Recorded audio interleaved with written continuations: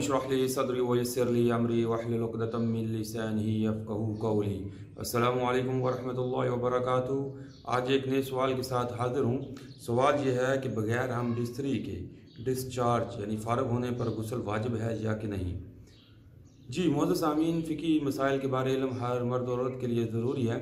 आज का जो सवाल है उसका जवाब यह है कि हम बिस्तरी के बगैर अगर मर्द को इंज़ाल हो जाए यानी मनी का खरूज हो जाए तो गुस्ल वाजिब हो जाता है।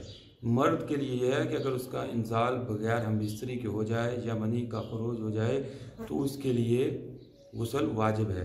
इसी तरह अगर औरत हम बिस्तरी या किसी चीज़ के दखूल के बगैर फ़ारग हो जाए और मनी शर्मगाह से बाहर आ जाए तो गुस्ल वाजिब है फ़कत वल्लाहु आलम। इसके बारे दारुल मुख्तार व हाशिया इब्न आबदीन रद अल मुख्तार 159-1 में दर्ज है। जी तो आज के सवाल का जवाब आपको समझ आ गया होगा। इसमें ये डिटेल यही है कि बग़ैर हम बिस्तरी के भी अगर मर्द या औरत दोनों का फ़ारिग हो जाना या मनी का बाहर आ जाना या उसका खरूज हो जाना की सूरत में दोनों यानी मर्द और औरत दोनों के ऊपर वाजिब है। और गुस्ल जब वाजिब हो जाता है उसको किए बगैर ना तो वो कुरान की तिलावत कर सकते हैं ना ही कुरान को छू सकते हैं।